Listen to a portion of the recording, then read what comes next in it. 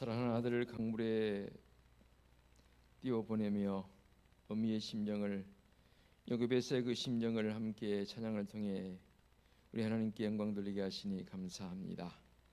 부모의 마음으로 참으로 우리를 향한 하나님의 그 놀라운 은총을 경험하는 귀한 찬양이 된 줄로 믿습니다. 말씀의 자리로 나갑니다. 성령 하나님, 이 시간도 임재하사 강한 바람처럼 세미한 음성으로 말씀하여 주옵소서. 예수 그리스도의 이름으로 기도하옵나이다. 아멘. 어렸을 때에, 젊었을 때에 어른들의 이야기 가운데 이런 이야기를 제가 자주 들었습니다. 특히 교회에서는 그런 말씀들을 자주 하셨습니다.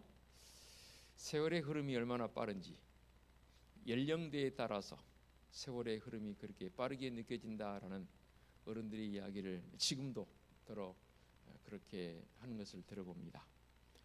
저도 인생을 조금 살아보니까 정말 젊었을 때는 시간이 그렇게 안 가는데 나이를 조금 먹으니까 이 조금 먹은 만큼 시간이 이렇게 빨리 가는지 모르겠어요. 왜 이런 말씀 드리냐면 벌써 2026년 절반을 이제 보내는 순간이지 않습니까? 시간이 너무 빠른다라는 그런 느낌을 가지면서 오늘 말씀 창세기 45장의 말씀을 본문으로 삼았지만 2월부터 시작한 창세기의 말씀을 오늘로 해서 마무리하고 또 이제 오는 다음 주일부터는 또 다른 말씀으로 넘어가야 되겠는데, 창세기를 마감하면서 1장과 2장에서는 하나님의 창조적 그 역사를 말씀을 통해서 경험했고 3장부터 11장까지는 인간의 타락과 죄악의 고질적인 증가로 인해서 하나님께서 벌을 내리시고 심지어 물로 세상을 다 쓸어버리는 그런 엄청난 사건도 말씀에 기록되어져 있음을 보게 되고요. 이제 창세기 12장에 이르러서, 그러니까 11장까지는 언제 이 일이 일어났냐에 대해서 정확하게 역사적으로 카운트할 수 없다 해서 non countable history라 영어를 빌려오면 그대로 되겠고, 원역사다라고 한자 용어를 빌려오면 그렇게 표현하기도 합니다. 그렇지만 이제 창세기 12장에서부터는 역사적 관점에서 그 시대를 헤아릴 수 있는 그런 역사적 사건 속에 전개되어지는 말씀이 바로 이제 아브라함이죠. 하나님께서 아브라함을 부르시고 하나님께 지시할 그 땅, 가나안 땅으로 가라 하셨고, 그 가나안 땅에 들어가서 그의 아들 이삭과 야곱과 이제 애굽의 노예로 팔려가 버린 요셉의 이야기 속으로 전개되어지는 그 내용이 사실 창세기의 50장까지 구성되어 있는 말씀이라 보겠습니다. 특별히 12장에서 마지막 끝장인 50장까지는 족장사다라고 신학적 용어로 그렇게 이름을 붙이기도 합니다. 이 족장사 가운데에서 가장 두드러지게 나타났던 현상이 뭐였습니까? 하나님께서 아브라함에게 약속해 주셨던 두 가지 약속, 땅에 관한 약속과 후손에 관한 약속, 그 모든 과정들이 지금 이루어져 가고 있는 그런 과정 속에서 아브라함에게는 믿음이 얼마나 중요한지에 대해서 말씀을 해주셨고, 이삭은 후에 좀 더 구체적으로 표현하겠지만 우물을 파는 그 사건을 예를 들어가면서 이 이삭의 온유함 다 이렇게 양보하지 않습니까? 그리고 야곱에게는 욕심적 관점도 있지만 하나님의 것을 자기 것으로 삼고자 하는 그런 어떠한 그 복에 대한 갈망, 그렇게 표현을 해볼까요? 그리고 요셉은 꿈의 사람으로 우리에게 알려지고 있습니다. 한번 이 말씀을 시작하면서 한 번도 안 여쭤봤는데 정리하면서 여쭤보고 싶어요. 자, 이 꿈을 요셉이 꾸었습니까? 하나님께서 꾸게 해주신 겁니까? 개념 정리하면 다시 질문합니다. 요셉의 꿈을 요셉이 꾸었습니까? 하나님께서 꾸게 해주셨습니까? 알면서도 그냥 아침이라 대답하기가 거시기한 겁니까? 그 말이 그 말 같아도 좀 구별할 필요성이 있지요. 요셉이 꿈을 꾸었다 그래서 요셉을 꿈의 사람이라고 표현하기도 하지만 사실은 그 말보다는 더 깊이 있게 엄격하게 다룬다면 요셉이 꿈을 꾸게 한 게 아니고 하나님께서 요셉에게 꿈을 꾸게 해주신 거죠. 이 표현을 왜 이렇게 제가 표현을 바꿨냐면 주체가 누구냐는 거죠. 우리 보통 Dreams Come True라는 그런 과거 축구할 때 엄청 많이 영문 표현을 그대로 빌려와서 꿈은 이루어진다 뭐 그런 표현을 가지고 대한민국 하면서 열광했던, 벌써 20년이 훨씬 지났지 않습니까? 그런 어떤 꿈적인 요소에서 우리가 꿈꾸면 꿈은 이루어진다라는 그런 관점에서의 꿈의 주체는 내가 되는 거예요. 그렇죠? 그런데 구태의 표현을 빌릴 때 바꿔서 표현한다면, 하나님께서 요셉에게 꿈을 주셔서 꿈꾸게 하셨다는 그 주체는 요셉이 아니라 하나님이 되는 거죠. 주체가 누구냐에 따라서 상황은 많이 달라집니다. 자꾸만 사람들은 나 중심으로 살아가고 나 중심으로 모든 것을 해석하고 나 중심으로 전개되어진 것을 좋아하지요. 그런데 하나님께서는 나 중심이 아니라 하나님 중심으로 되어지기를 원하십니다. 그래서 요셉을 꿈꾸게 하셨고 요셉에게 꿈을 주셨고 그 꿈을 잊지 않고 나아갔던 요셉의 삶, 그의 삶이 그야말로 드라마틱한 그 이상으로 복된 여정을 보내고 있는 것을 보게 됩니다. 이제 오늘 말씀은 요셉이 이야기를 마감하는 내용인 동시에 족장사를 마감하는 그런 이야기인 동시에 창세기를 마감하는 중요한 이 내용이 바로 오늘 본문 중심으로 해서 이루어질 것으로 보여집니다. 요셉은 이 꿈으로 말미암아 형들에게 시기를 받아서 애굽으로 노예로 팔려가게 되었고, 또 그 꿈을 통해서 형들에게 상당한 질투와 더불어서 시기와 더불어서 그렇게 노예로 팔리게 되는 요소가 바로 꿈 때문이었죠. 하나님께서는 이미 그에게 꿈꾸게 하심을 통해 이 모든 전개된 과정을 익히 알고 계셨겠지만 요셉에게 허락하셨던 하나님을 생각해 봅니다. 애굽으로 팔려가서도 그 꿈을 붙들고 성실과 최선을 다했고 그 결과 보디발 장군의 집 가정 총무가 됐지 않습니까? 거기서 요셉은 보디발 아내의 유혹을 뿌리치다가 모함을 받아서 왕의 죄수들을 가두는 감옥에 갇히게 됩니다. 이 모든 일련의 과정에서도 중요한 사실 한 가지는 지난 주일에 살폈던 말씀 중심이 뭐였습니까? 하나님께서 요셉과 함께 하심으로 요셉이 범사에 형통했더라는 39장 23절의 말씀 함께 먼저 나눴습니다. 요셉은 바로 이런 인생의 공식을 가지고 감옥 안에서도 성실했고 그 결과 감옥의 간수장은 모든 일을 요셉의 손에 다 맡겨서 처리하게 했다 했지 않습니까? 보디발 장군 한 가정의 가정총무도였지만 감옥의 갇힘을 통해서 그 감옥에 갇힌 그 감옥에서도 모든 감옥의 일들을 관리하며 죄수의 신분이지만 일에 나갈 수 있는 그런 어떤 은혜, 특권, 그것을 경험한 사람이 바로 요셉이라고 말입니다. 그런 중에 바로 왕의 술 맡은 관원장과 떡 맡은 관원장이 애굽 왕에게 범죄해서 그 감옥을 안에 갇혀 들어오게 됩니다. 이 두 사람이 밤에 꿈을 꾸는데 각자가 꾼 꿈이 무엇인지를 도무지 모릅니다. 꿈은 선명한데 이 꿈의 내용이 해석이 안 되진다 그 말입니다. 이 모습을 보고 요셉은 하나님의 지혜로 그들의 꿈을 잘 해석해 줍니다. 그 꿈의 내용이 바로 이런 것들이었죠. 술 맡은 관원장은 사흘 만에 전직이 회복되어지고 떡 맡은 관원장은 사흘 만에 그만 바로에 의해서 처형을 당하게 되는 그런 안타까운 모습도 전개되어짐을 보게 됩니다. 이렇게 요셉이 꿈을 해석해 주어서 한 사람은 전직을 회복했고 한 사람은 그만 형장에 있을로 사라졌습니다. 그런 이후에 무려 2년이라는 세월이 흘렀습니다. 이제는 애굽의 왕 바로가 꿈을 꾸기 시작합니다. 그가 나일강에 서 있는데 먼저 아름답고 살찐 7 암소가 강가에 올라와서 풀을 뜯어먹습니다. 그런데 이어서 흉악하고 파리한 아주 삐쩍 마른 7 암소가 강가에 올라와서 이 살찐 송아지를 그만 잡아먹어버립니다.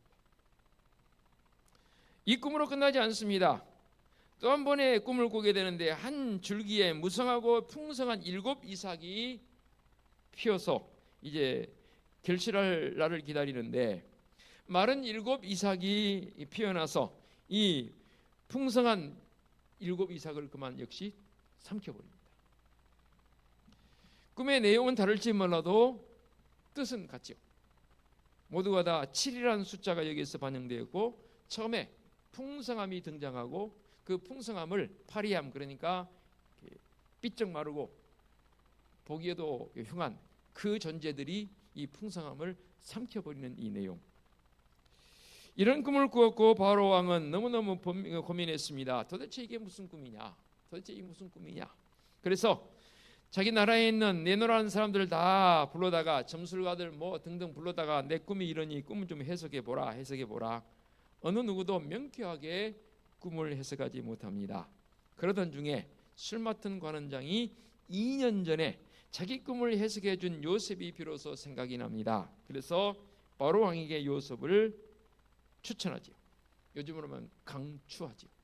강력하게 추천합니다. 왕이시여, 제가 2년 전에 감옥에 있을 때 이런 꿈을 꿨었는데 이런 친구가 꿈을 해석해 줬는데 정말로 그대로 됐습니다. 왕이시여, 그 친구, 그 아이를, 그 사람을 데려다가 꿈 해몽 한번 해석을 한번 맡겨보세요라고 하고 바로 왕이 요셉을 불렀습니다. 그리고 자기의 꿈 이야기를 요셉에게 들려줬습니다. 요셉이 명확하게 꿈 해석을 합니다. 7 좋은 암소와 7 좋은 이삭은 7년 동안 풍년이 될 것이고, 흉한 7 소와 동풍에 말라 속이 빈 7 이삭은 7년 동안 흉년이 될 것을 명확하게 해석해 주면서 이에 요셉은 해결책까지 제시를 합니다. 어떻게 제시해 줬습니까? 7년 동안 풍년이 들었을 때 잘 비축하여서 창고를 짓고 더 열심히 농사하기 위해서 풍년이 들 때마다 7년 동안 잘 비축해 놓으면 그 비축된 것을 가지고 7년 흉년이 들면 잘 대비할 수 있을 것입니다 라는 그 해결책까지 다 요셉이 제시를 하지 않습니까? 그래서 강력한 리더십을 가진 지도자를 선정해서 이를 감독하도록 하는 것도 좋지 않겠습니까? 라는 그런 류의 제안이었겠죠. 그러자 이 바로 왕은 뭐 다른 데서 찾을 거 있느냐? 너가, 이 꿈을 해석한 요셉 너가 이 나라를 맡아서 그 일을 해야 할 총리로 내가 너를 임명하노라 하고 요셉을 총리로 임명하지 않습니까? 요셉은 17살 때였을 때 꿈을 하나님께서 꾸게 해주셨고, 이 꿈으로 말미암아 팔려가고 해서 결국 바로 왕 앞에까지 서게 되는, 13년 뒤에 요셉의 나이 30이 되었을 때 하나님께서 그를 애굽의 총리로 세우게 됩니다. 이런 내용이 창세기 41장까지 기록되어 있고 42장부터는 또 다른 장면이 이제 전개되어지는데 그 이야기를 좀 더 다시 한번 오늘 본문과 연결되어지니까 짧게 한번 요약해 보겠습니다. 7년 동안 풍년이 들었을 때 뭐 애굽 땅만 그렇겠습니까? 인근에 있는 나라들도 가나안도 똑같았겠죠. 풍년이 들었으니까 인격력으로 말미암아 풍족했겠지요. 그리고 흉년이 들는데 풍년은 사실 누리면 누릴수록 좋죠.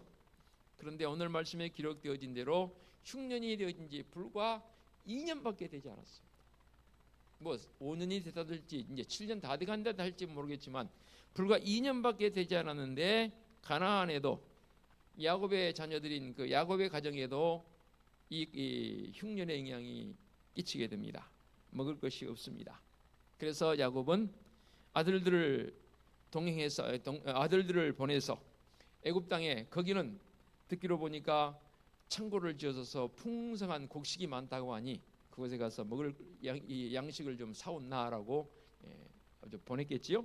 그래서 베냐민을 제외한 10 아들이 아버지의 특명을 따라서 이 애굽 땅으로 와서 곡식을 사러 왔습니다. 곡식을 사러 온 그 형들을 요셉은 단번에 알아봤습니다. 그렇지만 자신의 신분을 숨기고 형들에게 다가가서 그들에게 이렇게 하지 않습니까? 당신들이 누굽니까? 혹시 정탐꾼 아닙니까? 어디서 왔습니까? 물으니까 어디서 왔겠다 말하겠죠. 그럼 당신들은 정탐꾼 아닙니까? 라고 그들을 향해서 찔러봅니다. 그러자 그들이 아인실색합니다. 우리는 결코 정탐꾼이 아닙니다. 다만 우리는 먹을 것이 없어서 곡식을 사러 왔을 뿐입니다. 곡식 사러 온 사람입니다 라고 말합니다. 이 모든 과정에서 형들은 요셉이 통역이 없어도 들을 수 있다는 것을 모르고 자기들끼리 하는 말로 그 옛날 요셉을 팔아넘긴 것에 대해서 깊은 통회를 하면서 그들의 마음속에, 형들의 마음속에 조금 자신들을 돌아보는 그런 과정들을 자기끼리 하는 내용을 사실 요셉이 엿듣죠. 이렇게 해서 시몬이 대신 감옥에 갇혀 있기로 하고 나머지 9형제는 다시 가나안 땅으로 돌아가서 아버지에게 애굽에서 있었던 이야기를 하고 동생 요셉의 동생 베냐민을 데리고 올 것을 권고합니다. 그러면 더 많이 주겠다. 그리고 이제 그 자루 속에 은을 넣고 하는 그런 내용들이 전개가 되지 않습니까? 이런 모습을 보고 마침내 요셉은 다른 애굽인들을 그 현장에서 다 물리치고 아주 크게 울면서 이제 형들에게 비로소 자기 신분을 밝힙니다. 다시 돌아왔을 때 요셉이 신분을 밝히니까 이제 그 형들은 너무나 놀라면서 아무 말도 하지 못합니다. 얼어붙어 버리죠. 우리가 노예로 팔아버린 동생인데 그가 이제는 자기들을 주관하는 주인의 모습이 된 거거든요. 13년 전에 자기들이 팔아넘긴 요셉이 지금 애굽의 총리가 되어서 자기를 주관하고 있는 이 모습 속에 어느 누군들 숨소리조차 크게 낼 수 있겠습니까? 꼼짝없이 죽게 되었다고 생각하면서 요셉의 보복이 두려워서 크게 당황하고 있는 형들의 모습을 보게 됩니다. 이렇게 아주 크게 놀라고 당황하는 형들에게 요셉은 더 깊이 있게 하나님의 사람다우게 표현을 씁니다. 5절을 볼까요? 오늘 보면 다시 봅니다. 당신들이 나를 이곳에 팔았다고 해서 근심하지 마옵소서. 한탄하지 마소서. 하나님이 생명을 구원하시려고 나를 당신들보다 먼저 보내셨나이다. 어쩌면 이렇게 표현도 이렇게 이쁘게 할까요? 그렇죠? 7절로 넘어갑니다.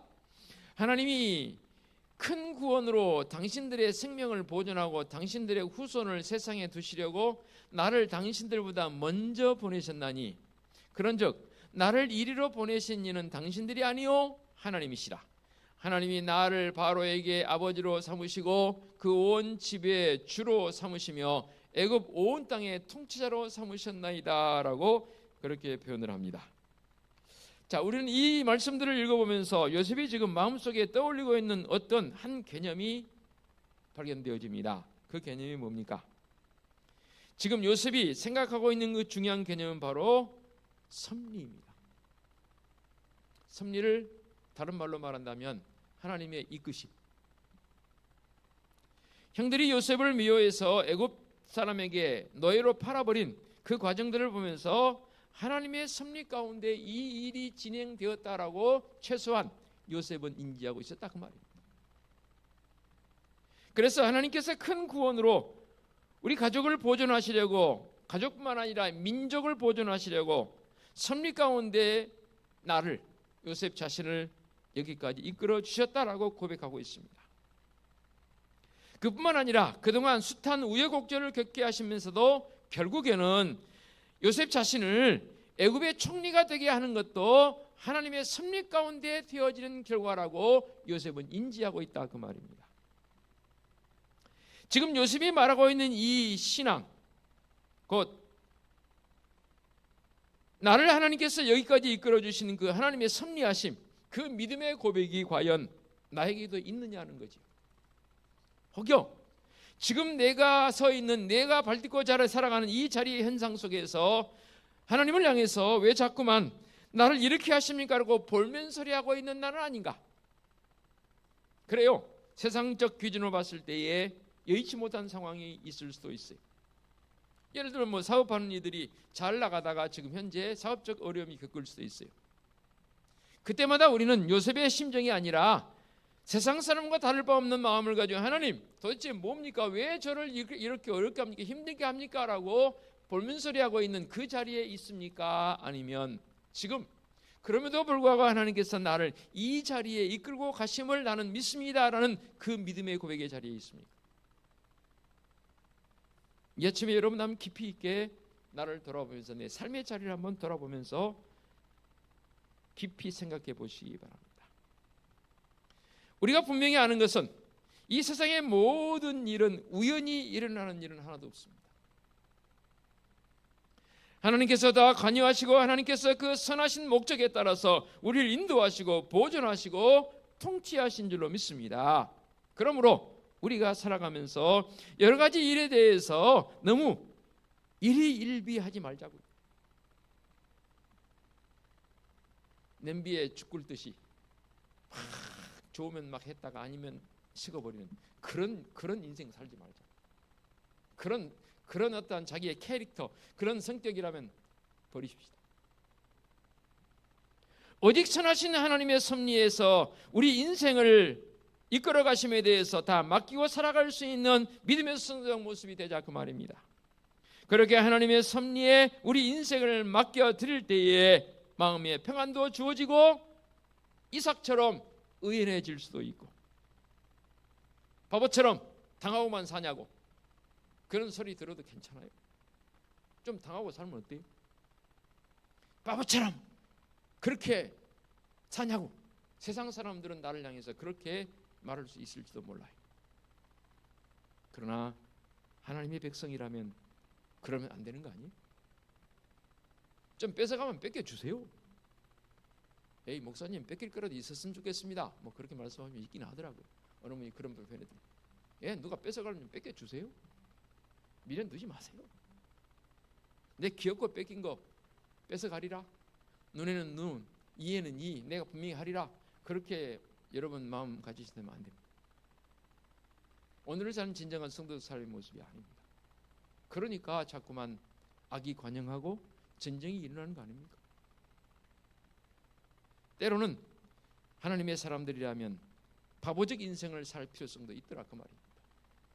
제가 여러분들에게 너무 무리한 것을 제시합니까? 그렇게 의인해질 수도 있고, 그 결과로 하나님의 함께 하심을 통해서 넉넉히 이기며 나가는 승자의 모습을 경험할 수 있는 성적 삶 아닙니까? 바로 그러한 믿음으로 그러한 인생의 태도로 살아가면 결국은요, 합력하여 선을 이루신 하나님, 그 하나님께서 그 은혜를 경험하게 하신 줄로 믿습니다. 하나님의 섭리를 좀 더 깊이 있게 인정하는 성도적 삶이 되었으면 좋겠습니다. 우리가 잘 알고 있는, 지난주에도 잘 알고 있는 내용을 제가 주보에 실었는데, 하나님의 섭리가 뭔지 한번 주보에 참 우스꽝스러운 유머스러운 그런 내용이지만 그대로 실었습니다. 주보 보시기 바랍니다. 1면에 라퐁텐의 우화 가운데 이런 내용이 있죠. 어느 날 농사를 짓던 농부가 호박을 바라보면서 이런 생각을 했습니다. 아니, 하나님은 왜 이렇게 연약한 줄기에 이렇게나 큰 호박이 달리게 했을까? 그리고 농부는 상수리 나무를 보고는 이렇게 굵은 큰 상수리 나무에 보잘것없는 도토리가 달리게 하셨을까? 며칠 뒤 농부가 고나여 상수리 나무 아래 그늘 아래에서 낮잠을 자는데 무언가 이마에 뚝 떨어져서 자기를 때리니까 잠에서 깼습니다. 깨보니까 도토리네요. 순간 농부는 깨달았습니다. 호박이었으면 큰일 날 뻔했네. 호박이었으면 글쎄 못 살았을 것 같아요. 모든 우주 만물도 하나님께서 다 섭리해 놓으셨고, 모든 인간의 생사화복도 다 섭리하고 계시고, 성도 한 사람 한 사람의 모든 인생도 반드시 선한 길로 승리하고 계심을 분명히 믿어야 하고, 저는 그런 믿음의 모습이 지금 성도들에게 필요하다고 여겨집니다. 그러면서 우리 믿음의 성도들 인생을 살아가면서 창세기 마무리한다 했지 않습니까? 주보에 나눠진 그 기록된 내용을 그대로 나누고 말씀 마무리합니다. 족장들의 4가지 인생 공식을 배워보기를 원합니다. 익히 들어서 알고 있습니다. 복습하는 개념으로 반복해 봅니다. 첫 번째, 아브라함처럼 참된 믿음의 삶을 살기를 원합니다. 아브라함은 불가능한 가운데서도 하나님을 믿었고, 그 믿음을 하나님께서는 그의 의로 여기셨습니다. 내가 내게 보여줄 땅으로 가라. 지금처럼 뭐 지도가 있으면 미리 펴보기도 하고 전화해서 야 거기는 어떤 곳이니라고 알아볼 수도 있지만, 그때는 그런 것도 아니잖아요. 아무것도 정보가 없습니다. 그럼에도 오직 믿음 하나 가지고 갑니다. 그곳에 가서도 약속해 주신 약속의 말씀이 빨리 이루어지지 않으니 결국 하나님을 향해서 자기 인간된 방법을 동원하지만, 그럼에도 하나님께 이삭을 주시지 않습니까? 또 이삭이 아버지의 이 믿음을 계승해서 그 가나안 땅에 살아가면서 무 사람들에게 우물을 4번이나 파가면서 온유함이 그들에게서 이렇게 묻어나지 않습니까? 아들 이삭을 바치라 할 때에 그 이삭을 바칠 수 있었던 아브라함의 믿음, 참된 믿음의 삶을 우리도 본받기를 원합니다. 두 번째는 누굽니까? 이삭입니다. 온유하며 의연했던 삶을 살기 원합니다. 하나님을 깊이 신뢰하면서 우물분쟁이 났을 때 4번씩이나 옮겨가며 우물을 팔 정도로 참으로 온유하며 의연했습니다. 자, 여러분, 나의 나됨을 한번 이제 저를 한번 보시기 바랍니다. 보시면서 나는 좀 마음이 부드럽다, 아니면 좀 강팍하다, 아니면 좀 더 다른 표현 빌려면 부드럽지 않다. 혹시 세상 살아가면서 나는 쌈딱이다, 아니다, 아니면 피스메이커다 등등 여러 가지 형태로 나의 캐릭터가 드러날 수 있죠. 뭐 손들어서 여러분을 확인하고 싶은 마음은 일도 없습니다. 여러분 스스로 한번 가슴에 손을 얹고 한번 생각해 보시기 바랍니다. 나의 성격은 어떤 사람인가? 진짜 하나님의 사랑을 가지고 하나님의 은혜와 평강을 나누며 사는 내 인생인가? 아니면 사람들을 향해서 손가락질하고 불평불만하고 되어질 일도 못되게 만드는 그런 못된 캐릭터의 성격인가? 뭐 그런 분은 여기 아무도 안 계시겠지만 혹여 조금이라도 그런 마음이 있다면 이 시간 나를 돌아보는 시간 됐으면 좋겠습니다.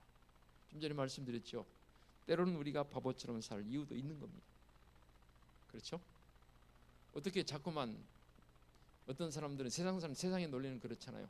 다 짓밟고 올라가려고 그러잖아요. 제가 여러 사람 만나서 그런 표현을 썼더니 진짜 저를 바보 취급하더라고요. 저는요, 누군가가 나를 밟고 올라서기를 원한다면 기꺼이 내가 그 밟힘이 되겠다 라고 표현을 썼더니 심지어 어느 분은 제게 그렇게까지 위로하더라고요. 목사님은 목사님 되기 참 잘했습니다 그러더라고요. 그러면 제가 목사가 안 됐으면 그렇게 안 할 것 같은 그 의미를 가지고 말했는지는 모르겠지만, 그래 목사님은 가능하겠지만 우리는 안 돼요 라고 말한다면 할 말 없습니다. 목사님 세상 한번 살아보세요. 밝히고 살 때 그 기분이 어떨지. 예, 저는 세상살이 여러분처럼 그렇게 안 해봐서 모르겠습니다만은 진짜 이삭처럼 살았으면 좋겠어요. 그런데요, 그거 아세요? 그 안에 이삭처럼 살아갈 때 그 안에 진정한 평화가 있다. 남의 것 짓밟고 뺏었을 때 평화가 있을 것 같아요?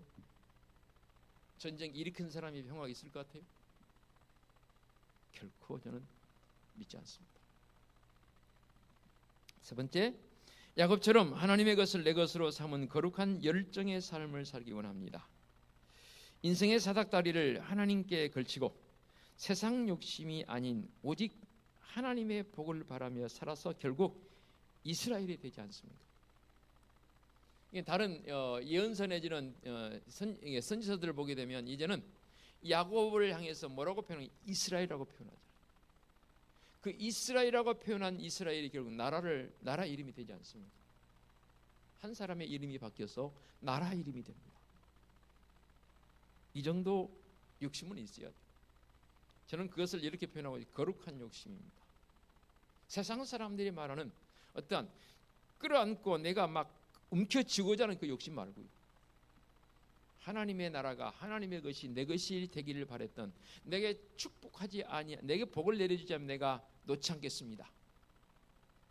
싸우지 않습니까? 환도뼈를 쳐버리지 않습니까? 그래도 놓지 않습니다. 결국 야곱이 그 은총을 받지 않습니까? 믿음에 있어서 이런 정도의 어떤 우리의 결단, 우리의 어떤 믿음의 크기가 있었던 거 아닐까? 이 아침에 여러분에게 제시하고요. 마지막 넷째로 요셉처럼 하나님이 주시는 꿈꾸는 삶을 살기 원합니다. 서두에 시작하면서 물었지요. 요셉이 꿈꾼 게 아니고 하나님께서 꿈꾸게 하셨습니다. 보세요. 내가 주체가 되었을 때는 잊어버릴 수도 있어요. 안 됐을 때는 실망할 수도 있어요. 그런데 꿈꾸게 하신 하나님, 주체가 누구라고요? 하나님이시라고. 그러니까 하나님께서 이루어 가십니다. 말씀의 결론입니다. 오늘 말씀의 제목이 나를 이리로 보내시는 하나님이시라. 결코 원망하지 않습니다. 결코 형들을 향해서 안갚음하지 않습니다. 그 마음속에 오직 우리 주님 예수 그리스도의 마음을 가지시고 이 험난한 세상 넉넉히 승리하는 승리자로 살아가는 성도들 되어주시길 부탁을 드리겠습니다. 기도합니다. 하나님 아버지 감사합니다. 나를 부르셔서 이곳에 예배자로 세워주시고 또 예배의 자리에서 이제는 세상으로 또 파송되어질 것입니다. 어떤 상황, 어떤 자리에 있을지라도 하나님께서 나를 이끌어 주셨음에 대한 분명한 섭리적 고백이 끊이지 않도록 성도들 심령을 붙들어 주시고 성령의 은혜로 충만케 하여 주시옵소서. 예수 그리스도의 이름으로 기도하옵나이다. 아멘.